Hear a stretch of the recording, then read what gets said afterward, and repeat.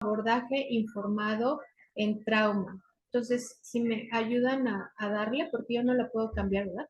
Pero si le pueden cambiar a la que sigue.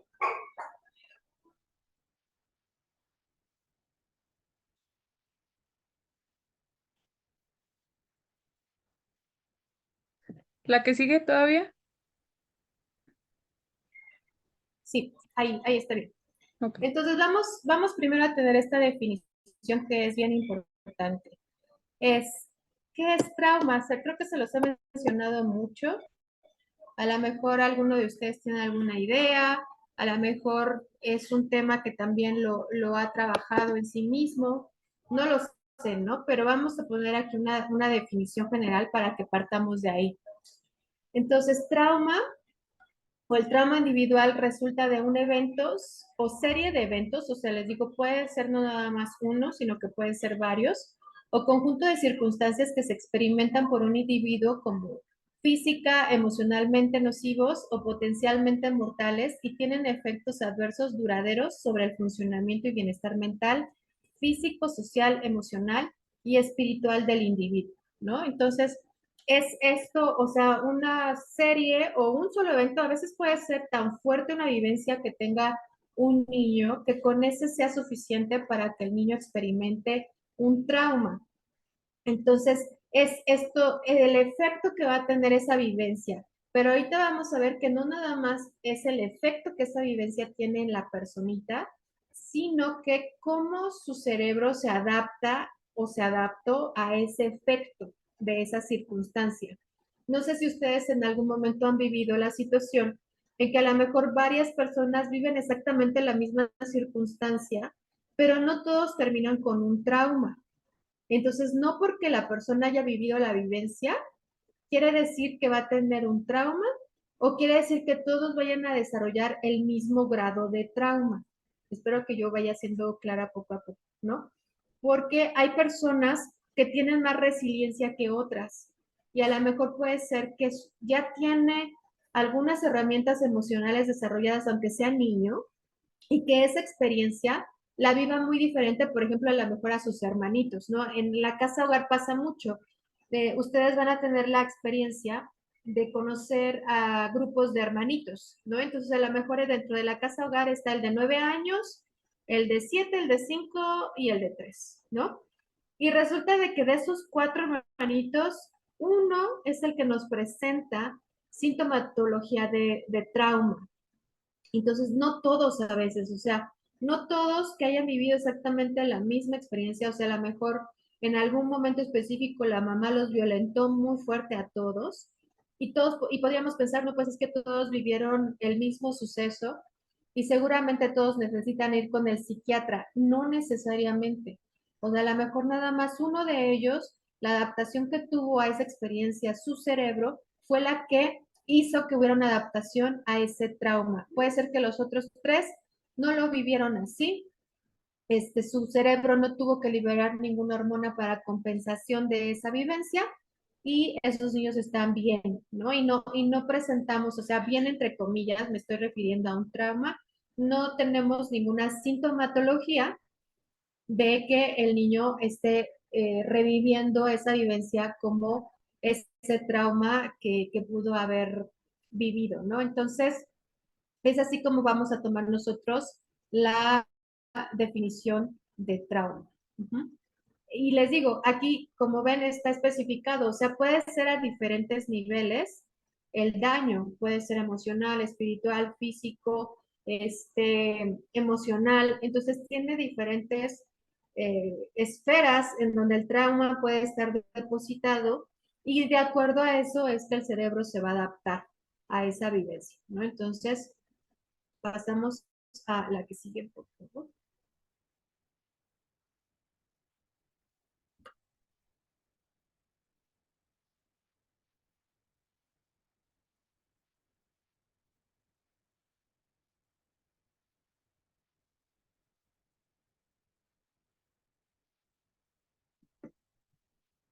¿A ese o a otro? Yo todavía tengo la de trauma.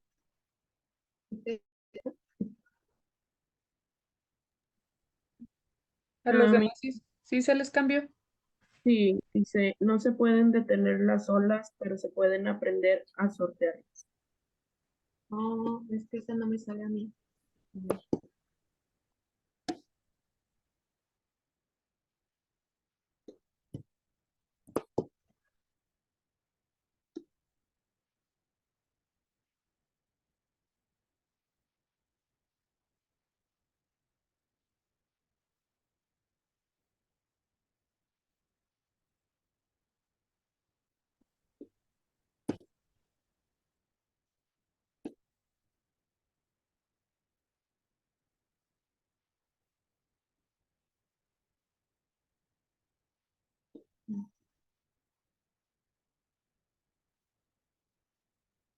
A ver, permítanme un momento, ¿vale? La, necesito mi celular, mi amor.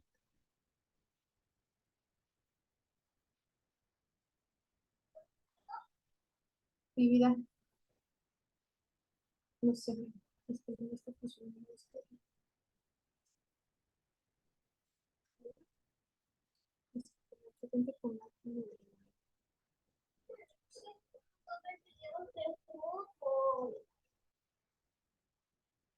no tengo.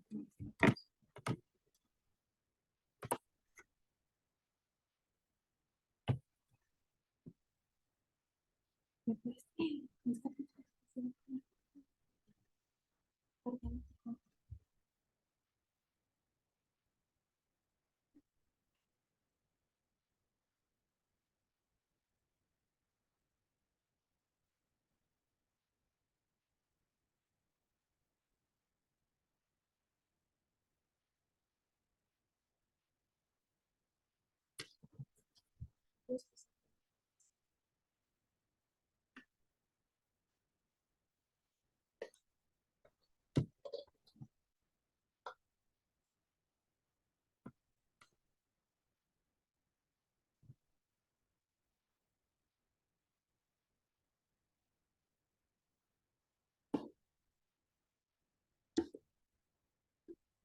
Ok, cuando yo tuve que abrir la presentación en otro lado, este, aquí les puse esta frase que precisamente dice, no se pueden detener las olas, pero se puede aprender a surfearlas. ¿Por qué puse esta frase?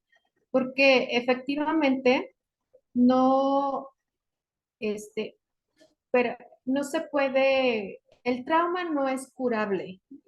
O sea, solamente vamos a lograr a que la persona y todo su funcionamiento biológico aprenda a equilibrar esas emociones que se alteran al momento de que la persona recuerda ese trauma, ajá, o lo vive una vez más. Es lo que se llama como revictimización, ¿no? O sea, cuando una persona ha vivido un trauma y nosotros se lo seguimos recordando y recordando, ay, es que cuéntamelo, ay, es que cuéntamelo, es que cuéntamelo, sin un objetivo terapéutico, es por eso que se llama revictimización. Pero entonces, aquí es eso, no vamos a curar, o sea, tenemos que estar entendidos de que no nos va a tocar a nosotros como humanos curar ese trauma, pero sí ayudarle a la persona a manejarlo. Ahora, hablando desde el punto de vista espiritual, aquí sabemos que el único que puede sanar ese tipo de circunstancias es Dios, pero recuerden que también Dios nos deja la memoria, o sea, aunque nosotros terminemos perdonando, por ejemplo, a un agresor, a un violentador, a un abusador, Él nos deja la memoria como testimonio para que quede un aprendizaje. Entonces, es lo mismo, o sea, no es de que Dios lo vaya a quitar totalmente de la memoria y ya quede como si no hubiera pasado. Eso no, eso ni siquiera Dios lo va a hacer así porque Él no dejaría entonces ninguna experiencia ni ningún aprendizaje para que pudiéramos o esa personita pudiera no volver a sufrir esta situación, ¿no? Entonces, por eso es esta frase. Entonces, pasamos a la siguiente lámina, que es la que dice la importancia de ser organizaciones informadas en trauma. Listo. Listo. Entonces, aquí vamos a entrar en esta situación, porque yo les decía el sábado pasado que era importante que ustedes vayan visualizándose que a lo mejor primero van a empezar como un ministerio de fe y en algún momento van a evolucionar a organización. Entonces, esto es importante desde el ministerio y después como evolución a la organización. Ahorita ya el enfoque es que las organizaciones cada vez estén más especializadas y esto también tendría que ser en los ministerios, ¿eh? O sea, que cada vez los ministerios estén más especializados de lo que el Dios les manda a hacer. Entonces, siguiendo un poquito como la corriente que va aquí en el mundo, ya se está pidiendo a veces hasta por ley que las organizaciones estén certificadas con algunos temas y algunos temas, por ejemplo, son este. Ya está la certificación en cuidado competente en trauma u organizaciones informadas en trauma.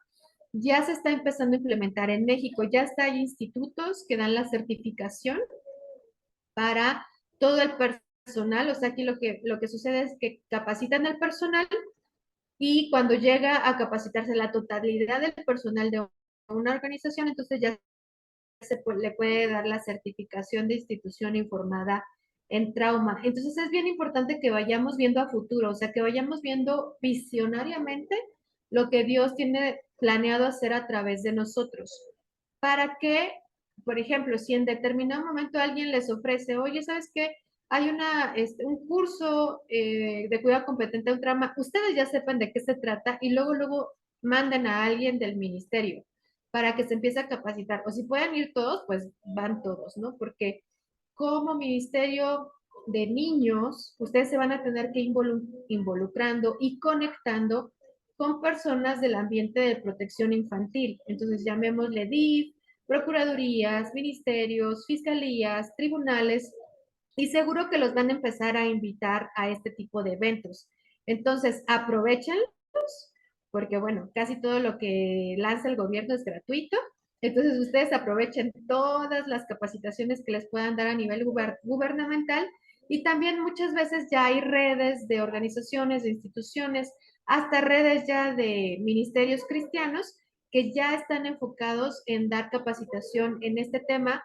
Entonces, ustedes pónganlo ahí, o sea, si lo están apuntando y todo, pónganlo como algo muy importante para que puedan aprovechar cualquier capacitación que tenga que ver con esto, porque en algún momento, si ustedes evolucionan a organización, ahorita ya las fundaciones de segundo piso, que son las que dan los recursos económicos para poder hacer proyectos más grandes, les van a pedir que su organización esté certificada en cuidado competente en trauma. Entonces, es algo en lo que ustedes tienen que irse capacitando. Si en algún momento ustedes quieren acceder, la verdad no sé si ustedes vayan a tener apoyo económico de su iglesia, pero sí les tengo que decir, casi nunca es suficiente el apoyo que dan los propios miembros de nuestra iglesia y a veces tenemos que buscar más fondos de acuerdo a los proyectos que ustedes vayan desarrollando, ¿no? Entonces es muy bueno que como ministerio, ahorita al principio, ya vayan proyectando, irse capacitando en cuidado competente en trauma, ¿no? Entonces, ¿por qué? ¿Qué les va a dar este tipo de capacitación? Bueno, pues la capacidad de abordar cualquier situación adversa que ustedes observen en los niños y que no nos quedemos con la imagen de que los niños, no sé, a lo mejor es que llegaron así de su casa, porque, bueno, viven en una situación desfavorable, porque su familia es disfuncional y por eso vienen tan reactivos y tan rebeldes, pero ya estando aquí en la casa hogar, como van a tener techo, van a tener comida, van a tener ropa y todo eso, entonces el niño se va a empezar a comportar bien, ¿no? Porque ya está en un lugar seguro. No, eso no va a suceder. Necesitamos hacer intervención en esos niños con un enfoque en cuanto al trauma que sí traen. Entonces, si no empezamos a pensar así, podemos creer que cubriendo sus necesidades básicas, que es dónde vivir, ropa, comida, educación, tal vez, ya con eso va a ser suficiente, pero no es la normalidad en la mayoría de los casos de estos niños, sino que sí se tiene que diseñar un abordaje específico para el posible trauma que esos niños pueden llegar a tener, ¿no? Ahora ustedes dirán, bueno, pero nosotros que tenemos que participar ahí, si apenas vamos a hacer un ministerio, a lo mejor queremos primero ir a tocar las puertas de una casa hogar. Es que chicos, ustedes tienen que verse como hijos del rey y créanme que no los va a mandar nada más a que lleven dulces o a que lleven un pastelito, no. Si él está mandando un grupo de jóvenes como ustedes a este ministerio es porque de verdad los va a hacer participar de lleno en las decisiones importantes en las vidas de esos niños, porque tal vez esa casa hogar igual y ni siquiera tiene principios bíblicos, pero ustedes sí los tienen. Y ustedes también ya no nada más lo viven a través de los domingos de iglesia, sino que ya lo van a empezar a vivir a través del diario vivir de la mano de Dios hacia una encomienda que Él los está mandando. Entonces, si ustedes observan que una casa hogar no tiene todas estas capacitaciones, pues entonces ustedes tienen que poner el tema en la mesa. Oye, ¿qué te parece si buscamos que tu casa hogar se certifique en esto? Oye, o sabes que nosotros ya tenemos este tipo de conocimiento, ¿qué te parece si nosotros se lo compartimos a tu personal? O sea, tienen que ir viendo mucho a futuro y visionariamente. Acuérdense que Jesucristo era visionario, o sea, porque Él sabe el principio y el fin. Entonces, Él ya sabe hasta dónde ustedes van a llegar, pero ustedes lo tienen que contemplar y lo tienen que creer, ¿no? Que así va a ser. Entonces, pasamos a la siguiente. La siguiente es donde hay un esquemita de un cerebro. Listo. Listo, ok. Entonces, aquí hay un punto importante. Hace algunos años, más o menos unos 20 años o un poco más, todavía se creía, y seguramente ustedes lo llegaron a escuchar todavía, de que cuando se te morían neuronas ya no las recuperabas. No sé si todavía les tocó ese comentario, por ejemplo, en la gente que se drogaba, que decían, no, pues es que ya las neuronas que se te murieron, ya sí te quedaste, ¿no? Entonces había ese pensamiento porque todavía no se descubría mucho el funcionamiento cerebral y eso tiene apenas 20 años que se descubrió, no sé si ustedes han escuchado de la plasticidad de las células, o sea, de las células cerebrales y otras células. ¿Qué quiere decir esto? O sea, que a lo mejor si se te mueren por alguna circunstancia las células, en este caso cerebrales, pero cuando se muere una célula, entonces se quedan dos células separadas, ¿no? Entonces, ¿qué pasa? No se conectan entre sí, pero la cercanía, o sea, se van acercando las células, es que Dios es magnífico. Y entonces las células se empiezan a acercar y por el contacto que tienen unas con otras, pues lo que sucede es que se vuelven a conectar y entonces ahí ya no se pierde esa interconexión entre célula y célula y vuelve a haber nuevas conexiones. Era lo que se pensaba que eso no sucedía. Entonces, precisamente antes se creía que los primeros 6 años de vida desarrollaban el carácter de un niño. Hasta ahí todavía lo podemos tomar eso como una verdad. Pero decían así como ese dicho, ¿no? Que decía, árbol que crece torcido, jamás su rama endereza, ¿no? Ahora ya no se piensa así, porque todos, en cuanto se descubrió la plasticidad de la célula y que las células neuronales se podrían volver a reconectar y hacer nuevas reconexiones, nuevos aprendizajes, nuevos comportamientos, entonces esto cambió y ahí entonces todo lo que es la psicología evolucionó porque entonces vale la pena hacer trabajo terapéutico con cualquier niño, niña o adolescente, hablando ahorita de menores de edad, porque así haya vivido las circunstancias más terribles en los primeros años, como aquí lo digo, los primeros 6 años se creía que era lo que formaba el carácter, y sí, sí es así, pero ahora Dios nos ayuda a tener un pensamiento de esperanza, sabiendo que esto se puede cambiar, teniendo un trabajo terapéutico, un trabajo espiritual también, y para que ayudar a esos niños a que tengan estas reconexiones neuronales. Entonces, ¿por qué Dios lo va a hacer? Ajá. Entonces, Dios va a lograr que esto cambie y que un niño que tenga así una edad, que esto cambie, ¿no? Y que no se quede así. Se pudo eh, comprobar. Voy a apagar mi cámara porque quería, porque luego yo muevo mucho las manos y me expreso mucho con las manos y se conecta con mi voz, pero no, se vuelve a alentar horrible mi computadora, entonces la voy a tener que apagar.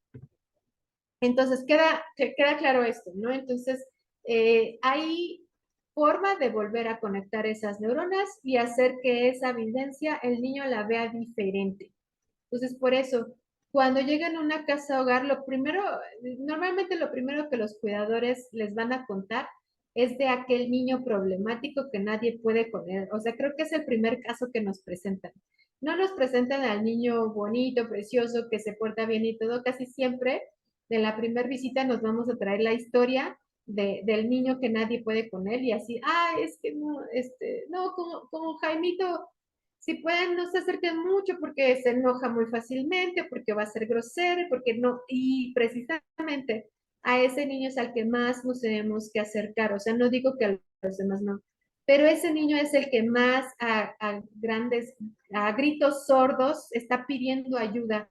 Y la manera en que ese niño nos va a comunicar que necesita de nosotros es con malos modos, con travesuras, porque él lo que va a hacer es llamar la atención y normalmente estos niños de la forma que aprendieron a llamar la atención, pues bueno, es haciendo cosas incorrectas, ¿no? Entonces, pasemos a la que sigue.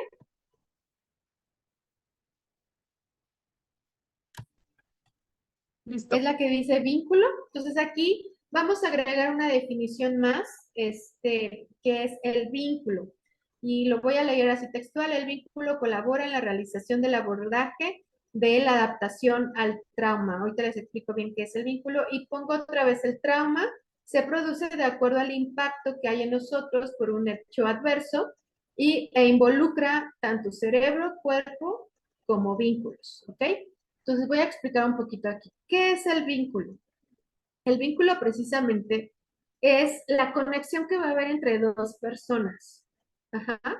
Entonces, nosotros debemos de ser expertos, o sea, como hijos de Dios, así nos querramos dedicar a un ministerio o no nos querramos dedicar a un ministerio, tenemos que ser expertos en la vinculación, en formar vínculos. Porque si nosotros somos creados a imagen y semejanza de Dios, ustedes saben que Jesucristo lo que vino a hacer aquí a la tierra, una de las cosas más importantes es vincularse con las personas.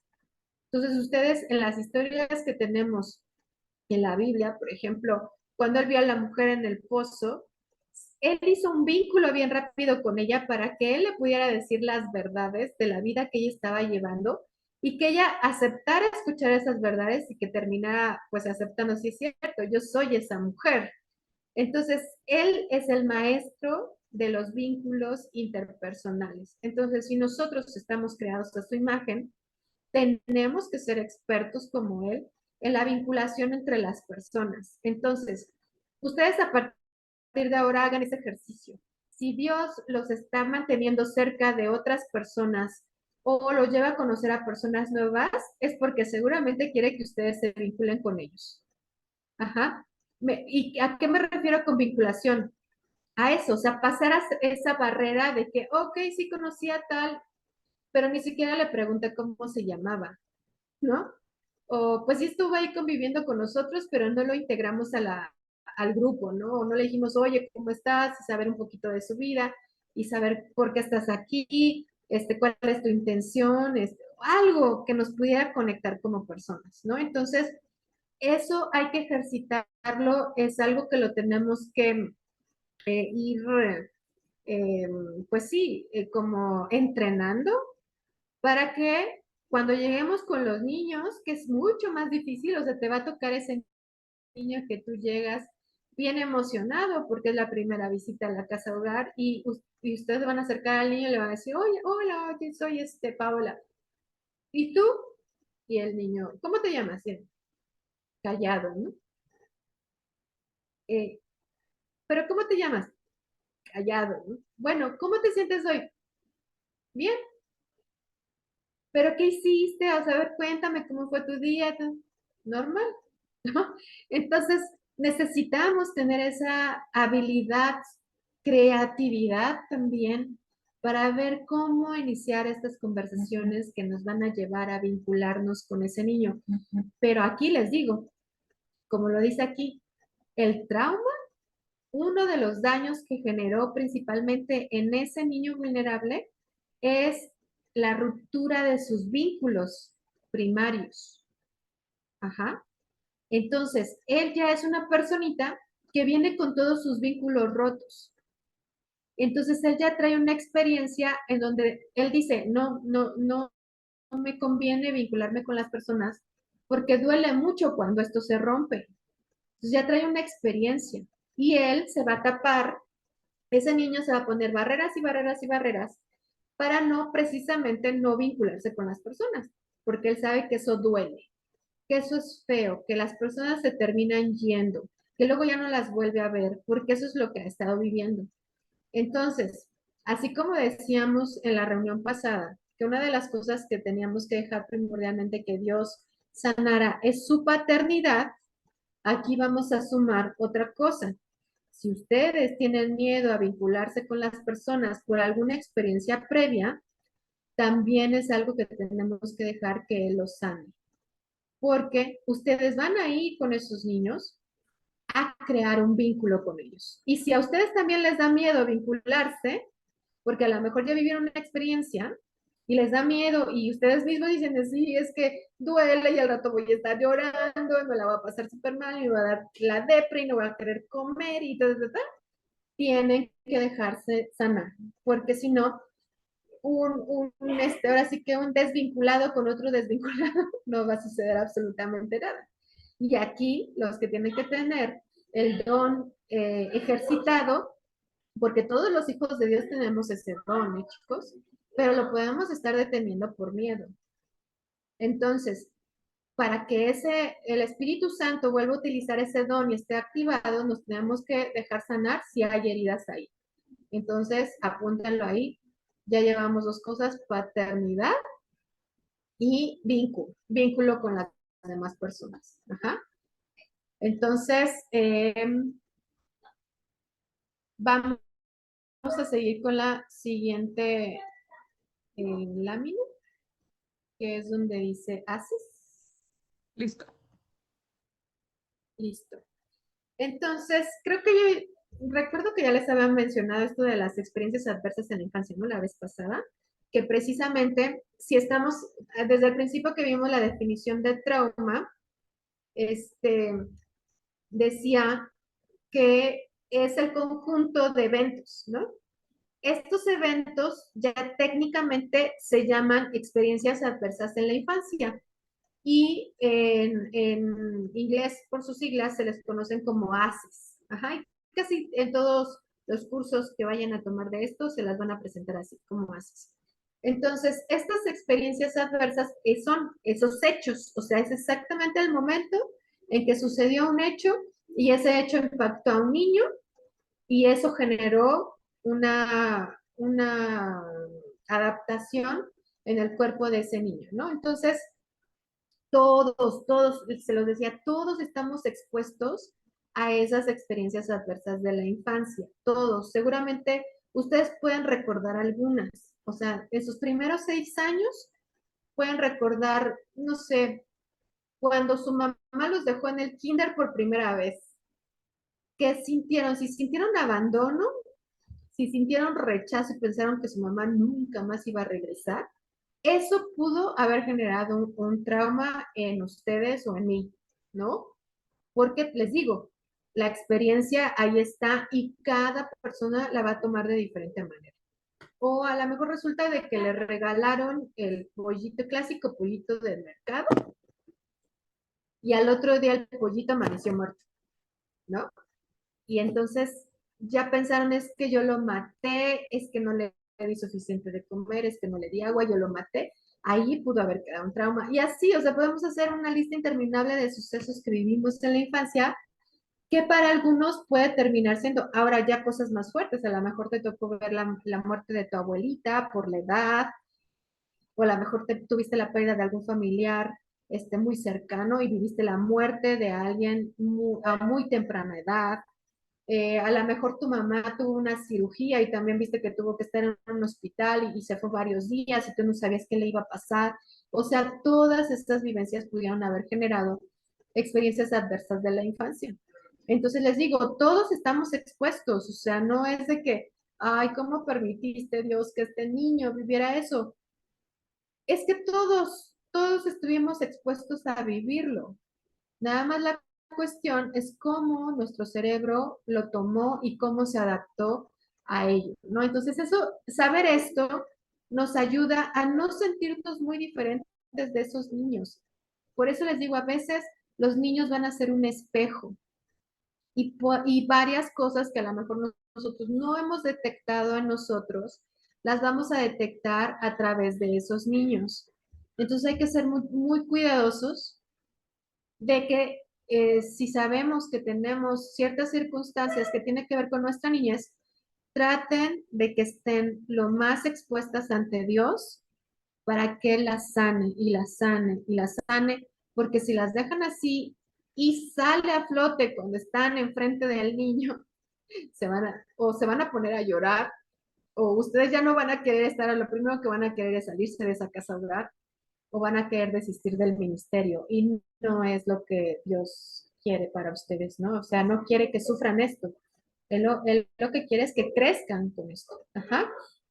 Entonces, aquí dice, bueno, las experiencias adversas en la infancia, todos los seres humanos que estamos vivos estamos expuestos a vivir un trauma, porque la exposición al trauma es la vida misma y nos puede pasar a cualquier edad. Les menciono siempre la infancia porque es la etapa donde puede haber más impacto, pero pues bueno, de repente podemos vivir cosas muy duras en la adolescencia, en la juventud, en la adultez y todo eso. Entonces no tiene que ver con que nada más en la infancia nos va a pasar esto, ¿no?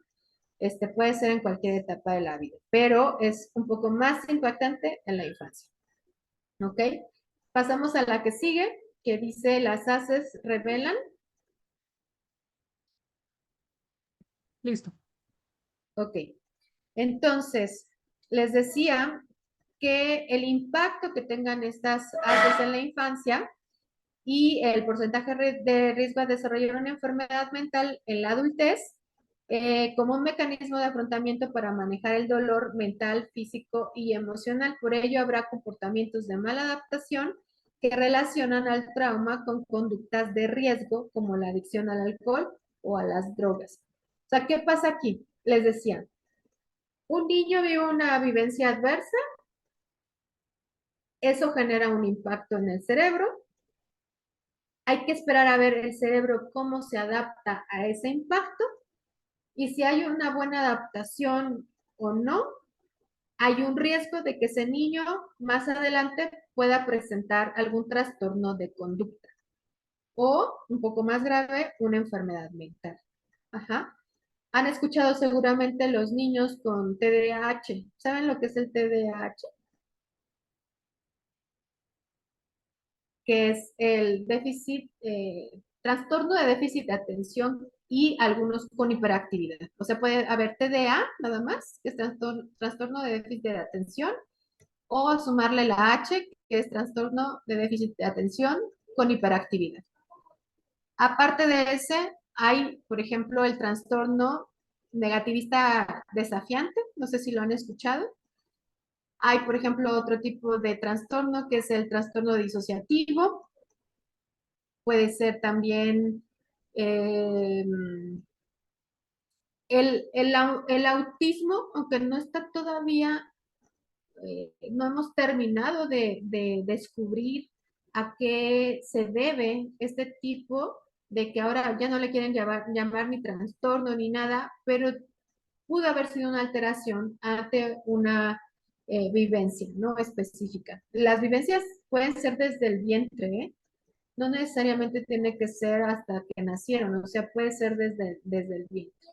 Entonces, este tipo de circunstancias, que un niño tenga una mala adaptación cerebral hacia el impacto que tuvo esa vivencia adversa, puede dejar a ese niño mucho más vulnerable a situaciones como las dependencias, desde dependencias de todo tipo, o sea, pueden ser dependencias emocionales o pueden ser dependencias a sustancias o pueden ser dependencias a otro tipo de situaciones. Ajá. Entonces te vuelve más vulnerable. No quiere decir que sea una regla, o sea, tampoco vamos a decir que todos los niños que vivieron un trauma y que sí hubo una adaptación cerebral vayan a ser drogadictos o alcohólicos. No, no es una regla, pero las estadísticas dicen que desafortunadamente la mayoría es vulnerable a esto. Ajá. ¿Y por qué? Precisamente porque el trauma, una de las cosas que más deja es el sufrimiento o el no saber cómo eliminar eso que siento. O sea, eso, cada vez que recuerdo yo ese trauma, eso que siento, no lo puedo manejar. Entonces, humanamente, ¿qué es lo primero que se hace? Ah, pues quiero deshacerme de este dolor. Y la mayoría de las personas, pues lo que puede hacer o lo que se le ocurre hacer, pues es lo disfrazo con una sustancia que me quite la conciencia y que no me haga pensar en ello. Ajá. Tiene más que ver con esto, o sea, como el medio por el cual yo puedo mitigar el dolor que ese trauma me causa. Ajá. Y normalmente, pues bueno, una de las cosas que más se utilizan son las sustancias, ¿no? Ya sea drogas o alcohol. Entonces aquí tenemos, les digo, hay muchos temas, hay muchas aristas, hay muchas ramas que tenemos que tomar en cuenta. Ustedes ven un niño vulnerable, pues eso ya implica mucho conocer y mucho saber qué hacer en estas circunstancias. Ahora imagínense que les llegue un niño vulnerable que inhalaba activo en la calle. Ajá. Entonces ahí ya le estamos sumando un factor mucho más difícil de atender y mucho más difícil de abordar, pero pues lo tenemos que tomar en cuenta porque pues ese niño va a tener que vivir un periodo de abstinencia y desintoxicación para que pueda estar consciente y podamos hacer una intervención ya con el niño con una conciencia completa. Entonces, ese tipo de casos los van a ver, los van a observar y van a tener que estar cerca de ellos. Ajá. Entonces, aquí les voy a poner algunos, bueno, les puse en la siguiente, si quieres pasamos a la siguiente. Eh, Saqué algunos datos estadísticos para que ustedes más o menos dimensionen cuál es este daño que generan las situaciones adversas en la infancia y qué puede llegar a provocar esto, ¿no? Entonces aquí nos dicen que las personas que viven más de 4 situaciones adversas en la infancia son 2 veces más propensas a fumar, son 2.5 veces más propensas a sufrir enfermedades de transmisión sexual, perdón, a sufrir enfermedades de transmisión sexual, son 4 veces más propensas a sufrir enfermedades crónicas pulmonares, son 7 veces más propensas a tener problemas con su consumo de alcohol, son 10 veces más propensas al consumo de drogas y son 12 veces más propensas al suicidio. Entonces, ¿por qué les puse estas cifras tan desafortunadas? Porque imagínense si ustedes logran rescatar, bueno, no lo van a hacer ustedes, si ustedes logran participar de lo que Dios va a hacer en la vida de un niño.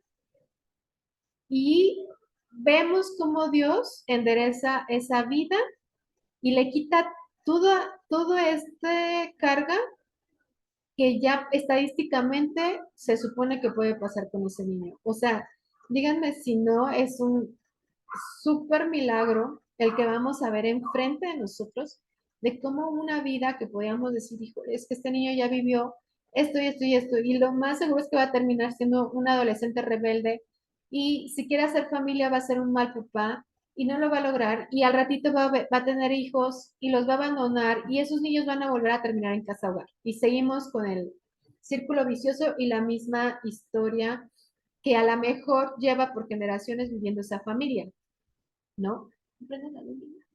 Entonces, eso es a lo que vamos, eso es lo que vamos a ver en primera fila. Ustedes recuerden, cada vez que vean que un niñito empieza a creer en Dios y lo empieza a vivir y te empieza a decir, es que me gusta orar o me gusta la alabanza, porque fíjense que a los niños les llega mucho la alabanza, ¿eh? Casi siempre es el medio por el cual podemos empezar a vincularnos con ellos. Entonces, acuérdense de la música, acuérdense de la alabanza, porque esa es una gran herramienta que Dios nos da para poder conectar con los niños. Y fíjense si pueden por ahí investigar un poquito, pero no sé cómo vieron ustedes la doctrina en su iglesia y no quiero meterme en ello, pero en cuanto a la liberación de alguna situación demoníaca, no sé cómo lo vieron ustedes, perdón, pero los niños se pueden liberar de estas situaciones mucho a través de la alabanza. Entonces, a veces no necesitamos que hablarles mucho, ni evangelizarlos, ni nada, sino que muchas de estas circunstancias que ellos pueden vivir por estas maldiciones generacionales se pueden ir a través de la alabanza o de la adoración. Entonces, también es un recurso que es muy bueno que siempre lo lleven en sus visitas a las casas hogar.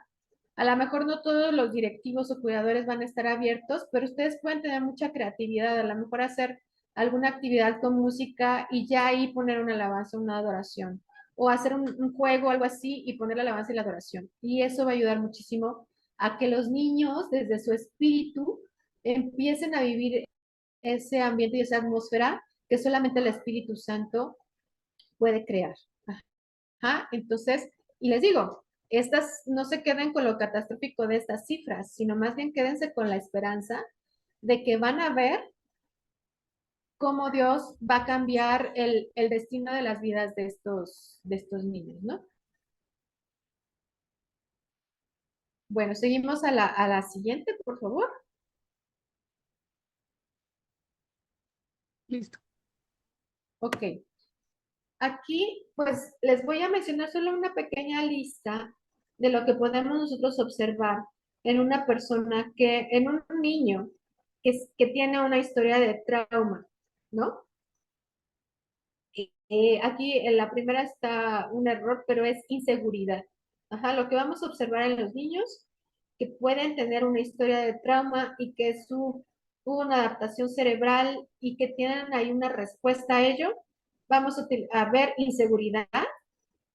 Son niños que se sienten traicionados, entonces no te van a tener confianza a la primera. Igual como dice la siguiente que dice no confianza en los demás, pero es a través de que alguien muy amado por ellos los traicionó. Va a haber mucha ira, o sea, van a haber muchos niños enojados dentro de las casas hogares, ese niño que pega, que patea, que anda súper inquieto siempre, que está interrumpiendo a todo el mundo todo el tiempo, ese niño que está lleno de ira. Agresiones, o sea, van a haber niños muy pegalones, muy latosos, que se mueven mucho, muy hiperactivos. Ajá.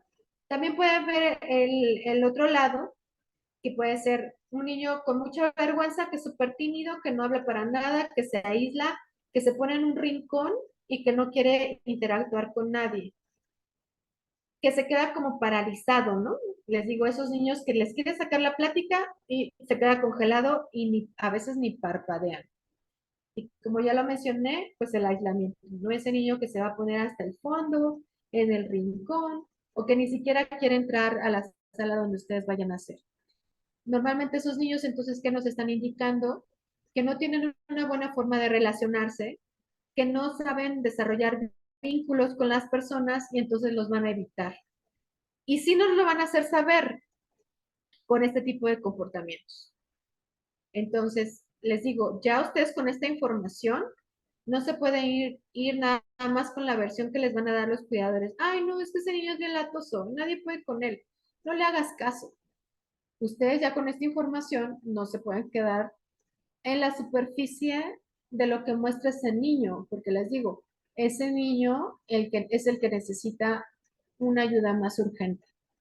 Y alguien tiene que encontrar la manera de que ese niño se empiece a vincular, porque solamente a través del vínculo y empezar a pegarse con una persona es que ese niño va a tener confianza y nos va a empezar a compartir lo que siente su corazón. Y es ahí donde puede el Espíritu Santo empezar a actuar. Ajá. Entonces, es bien importante que ustedes lo tomen a consideración porque normalmente toda esta pantalla que el niño pone porque tiene una historia de trauma, pues es precisamente lo que frena que pueda haber un vínculo, pero con personas que no están capacitadas, ¿no? O sea, con personas que no están informados en esto. Ustedes ya bien que mal van a ir con una idea y se van a arriesgar a vincularse con ese niño problema. Y ahí es donde ustedes van a hacer la diferencia. Ahora, para crear un apego entre el niño y ustedes, no basta con una visita, ni con dos, ni con tres. A lo mejor ese vínculo y ese apego lo van a ir logrando, a lo mejor después de 2 meses de visitarlo una vez por semana, ¿no? Entonces también les digo, tiene que contemplar el tiempo que exige este ministerio de compromiso con los niños. Ajá. Pasamos a la que sigue. Listo. Ok, ya vimos bastante de esto, entonces les voy a leer textualmente lo que puse aquí porque creo que ya todo les va a hacer sentido. Nada más va a ser así como que cerramos la definición de lo que es esto de cuidado competente en trauma. Y dice, las personas con historia de trauma. Sus respuestas son mecanismos adaptativos de sobrevivencia. Sus cerebros están entrenados para lidiar con estrés constante. Tienen dificultad para responder adecuadamente a situaciones que para otros parecerían normales y no amenazantes. Los adultos sobrevivientes a trauma infantil luchan contra la depresión, la ansiedad y otros problemas relacionados con la regulación emocional. Los problemas mentales que estas personas tienden a desarrollar contribuyen a dificultar a largo plazo la permanencia de relaciones saludables, generando problemas en su entorno social, familiar y laboral. Ajá. Entonces, aquí estoy hablando de una persona adulta que tuvo un trauma infantil. Entonces, es precisamente lo que nosotros podemos ir a colaborar con Dios para que estos niñitos no lleguen a vivir esto de adultos, sino que ellos puedan conocer pronto lo que es Cristo en sus vidas y que esto cambie. Entonces, porque si no, el futuro para estos niños más probable es que terminen siendo este tipo de adultos. No sé si ustedes han visto, creo que ya se los había comentado, el ejemplo más cercano es los soldados de guerra. Ven que hemos visto mucho en las películas cómo se quedan con un estrés postraumático, ¿no? O sea, vivieron todos los bombardeos y vieron a gente morir y todo eso, y luego cómo viven, ¿no? Teniendo pesadillas, levantándose con sudoraciones y todo eso, o cuando escuchan un estruendo, se pueden hasta tirar al piso, ¿no? Como si ellos ya sintieran la bomba encima. Así, en esta sensación de estrés, así como dice, están entrenados para lidiar con el estrés constante, porque ese niño ya se comprobó científicamente que su comportamiento biológico de su cuerpo ante ciertas circunstancias es similar a lo que vive un soldado de guerra. O sea, cuando el niño se sienta en una situación de peligro, va a tener la misma reacción biológica que tiene un soldado de guerra con estrés postraumático. Entonces, así nos vamos a encontrar a los niños como animalitos salvajes que piensan que se los van a comer. Entonces, a veces hasta el niño puede tener palpitaciones y una taquicardia por una situación que no está pudiendo dominar o no sabe qué hacer, ¿no? Y puede ser tan simple de que a lo mejor alguien de su ministerio resulta que tiene la voz parecida al papá que lo violentó, que lo abusó. Entonces llegan ustedes muy animados, empiezan a hacer la dinámica, habla el uno de los hombres del ministerio, resulta de que la voz se parece a la del papá. Y ahí el niño puede presentar una crisis, nada más por escuchar la voz parecida. Entonces, ¿por qué? Y ahorita ya se van a quedar ustedes muy entendidos. O sea, no saben que llorar, ¿qué pasó? ¿Qué le pasó, no? Ah, pues pudo haber sido algo tan sencillo como que se le recordó, sintió que el papá pudiera estar ahí y le pudiera volver a hacer lo que le hizo y tuvo una reacción biológica y ya el niño ya no lo pudo controlar. Entonces, esto es lo que genera el trauma en un niño o en un adulto. Y eso es precisamente en donde podemos participar para que estas cosas se entiendan de diferente manera. Y a veces van a llegar a casas hogar, bueno, la mayoría de las veces van a llegar a casas hogar que no saben nada de esto, ¿eh? No saben nada de esto, no están capacitados en nada de esto y están atendiendo a los niños como pueden y con lo que pueden, y a lo mejor hasta ellos mismos fueron niños vulnerados y ahora están cuidando a niños vulnerados y no tienen ni idea de cómo se cuida un niño de casa hogar. Entonces a veces hasta ustedes pueden llegar a ser los expertos en una casa hogar que a lo mejor ya lleva más de 20 años abierta y resulta de que no tienen el conocimiento de nada de esto. Bueno, seguimos a la siguiente lámina. Listo. Dice, regulación del estrés en personas con pasado de trauma. Esto es en niños y en adultos, ¿eh? Las dos sustancias involucradas en como le llaman, entrenamiento a vivir situaciones de estrés constantes, son dos que se liberan, que sería el cortisol y la adrenalina. Ajá, estas dos sustancias son las que tienen que ver. Si ustedes han escuchado el cortisol, pues tiene mucho que ver con el estrés. Y la adrenalina es lo que nos hace actuar de una u otra manera. O nos puede llevar a la huida o nos puede llevar a que nos quedemos congelados. Ajá. Pero de que va a haber una respuesta, va a haber una respuesta. Estas sustancias hacen mantener seguras a las personas en momentos de peligro, pero la exposición repetida y prolongada a ellas provoca un déficit en el desarrollo cerebral. Estas sustancias, si este niño sigue teniendo estas experiencias y recuerdos del trauma que vivió en algún momento, y él está liberando y liberando cortisol y adrenalina todo el tiempo, termina siendo como el mismo proceso que sucede con las drogas. De repente el cerebro se acostumbra a la liberación de estas sustancias y de repente nos encontramos que de manera involuntaria el niño va a estar generando las situaciones que lo lleven a vivir este estrés. O sea, tú a veces vamos a ver el comportamiento de un niño y vas a decir, ¿y por qué lo vuelve a hacer si ya sabe que le va a pasar esto? ¿No? Y no lo entiendes, dices, bueno, ¿por qué te volviste a, no sé, ya sabes que no te lleva, que Pepito no se lleva bien con Juanito? Ah, pero Pepito va a ir y va a ir a picar a Juanito. ¿Por qué? Porque su cerebro le va a pedir vivir una situación de estrés. Entonces, como él sabe que no le cae bien Juanito y le va a generar ese comportamiento o esa liberación de sustancias, él mismo va a ir a buscarlo y va a ir a buscarle pelea, ¿no? A ese niño.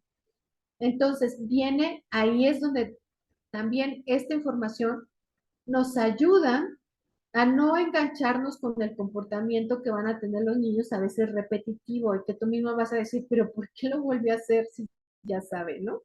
Si ya habíamos platicado y habíamos quedado que iba a evitar estas cosas.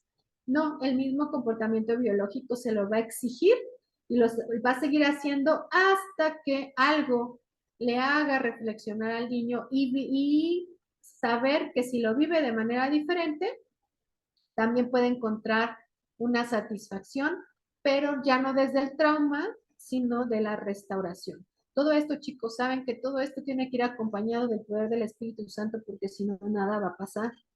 Entonces, nunca entren en una casa hogar sin haber orado.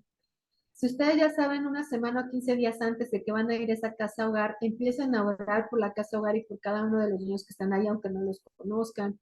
Oren por los cuidadores, por los directivos, por la colonia, por las familias de cada uno de estos niños.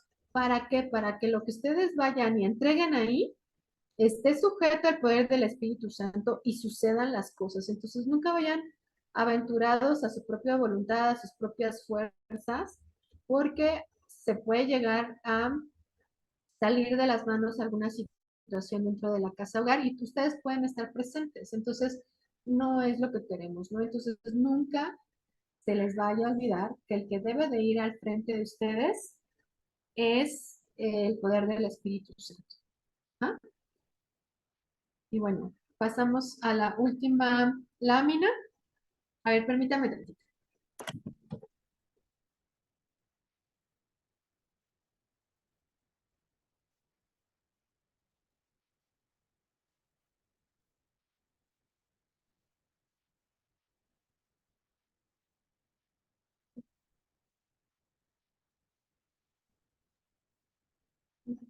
¿Soy yo o ya no se escuchó nada? Ya estoy aquí. ¿Me escuchan ahí? ¿Sí? Sí, te escuchamos. Ok. Entonces vamos a la última. Dice, aquellos adultos que sufrieron trauma en la infancia tienen dificultad para vincularse por no sentir confianza en los demás y este provoca que sus relaciones interpersonales no sean profundas, sino relaciones conflictivas donde siempre habrá huida o congelamiento. Ustedes imagínense cómo son los papás de estos niños de casa hogar. No sé si les hace sentido. Es esta última lámina, ¿no? Lo más seguro es que fueron niños violentados o abusados, ¿no? Entonces, nosotros sabemos, por la palabra de Dios dice, que o sea, por el comportamiento de los padres, hay maldiciones que pasan hasta la tercera y cuarta generación, ¿recuerdan? Que viene así, lo estoy parafraseando, por eso viene la Biblia. Y esto tiene que ver, o sea, normalmente los niños que están en casa hogar son hijos de padres que llegaron a hasta la adultez sin conocer a Dios, obvio, y sin tratarse todos estos temas de trauma. Entonces, normalmente si ustedes se escarban y le preguntan un poco al niño ya cuando les tiene confianza, ustedes van a saber que esta historia viene desde hace muchas generaciones. Esta disfuncionalidad, estar en la pobreza, porque sí tiene que ver. Claro, hay niños también maltratados en casas ricas, pero la verdad no es la mayoría. La mayoría que ustedes van a encontrar son niños que vivían en pobreza extrema, que tenían papás abusadores, violentadores y todo. ¿Y pues por qué? Porque seguramente los papás corrieron con la misma historia. Y así, y así, así. Entonces, si nosotros ayudamos a que ese ciclo de maldición se termine, no nada más estamos hablando de ese niño, o sea, yo ahorita les he hablado mucho, bueno, con que sea un niño, pero si ustedes dimensionan, si un niño de estos vulnerables conoce a Cristo y cambia toda su futuro, estamos hablando de generaciones, no sé si se dan cuenta, porque ese niño ya va a ser un diferente adulto, ya va a ser seguramente un diferente papá, ya va a tratar a sus hijos de diferente manera y hay muchas probabilidades de que ese otro niño, una generación más, no decida abusar y violentar a sus hijos y así. Entonces, un niño, así, por eso no hay que quitarle importancia. Ay, es que fuimos a una casa hogar y solamente un niño puso atención. Fue el único que estaba poniendo atención a la alabanza o al ejercicio que llevamos o a la dinámica. No importa, pues ese niño puede representar muchas generaciones futuras. Entonces, eso tómelo siempre muy en cuenta. Cualquier semilla que ustedes siembren va a dar fruto y puede ser muy grande el fruto que pueda dar, ¿no? Entonces, pues así termino yo esta presentación. Ahorita vamos a hacer que me digan sus dudas y también sus experiencias, pero espero que no haya sido, yo sé que es luego muy técnico y luego es un poquito aburrido, porque es la primera vez a lo mejor que están estos términos, pero sentí que era muy importante que ustedes se llevaran esto, que lo reflexionen. A veces lo tenemos que reflexionar hasta para sí mismos, o para algún niño que ya tengan alrededor, o sea, ya pueden ustedes ir detectando, que niños que estén alrededor pudieran estar viviendo alguna situación y que se tenga que estar atendiendo de diferente manera, aunque tenga familia, o sea, pueden ir recomendando cosas. Claro, ustedes no son profesionistas, por ejemplo, no son psicólogos, no son psiquiatras, no son neurólogos, pero ya pueden decir, oye, observo que hay esto, ¿por qué no te acercas a un psicólogo para tu niño? O a lo mejor te tienes que acercar a un neurólogo, un psiquiatra o algo así, pero ya Dios les va a dar el discernimiento si ya tienen que empezar a intervenir en algunos casos que pudieran tener en su propia iglesia. Ajá. Porque así como podemos estar destinados por Dios para ir a las casas de hogar, también no podemos cerrar los ojos con los niños que tenemos cerca o en nuestra propia comunidad de fe. A veces en las mismas comunidades de fe se dan las circunstancias, ¿eh?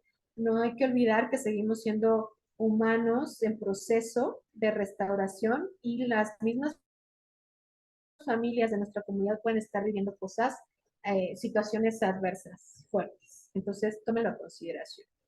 Entonces, si quieren, no sé, primero me gustaría, eh, bueno, mejor vamos a hacerlo en conjunto, o sea que van a participar todos, espero, y si nos puedan compartir, o sea, primero, si tuvieran alguna circunstancia especial, algo que hayan sentido diferente esta semana, algo que Dios les haya confirmado, les haya dicho, ustedes mismos lo hayan reflexionado.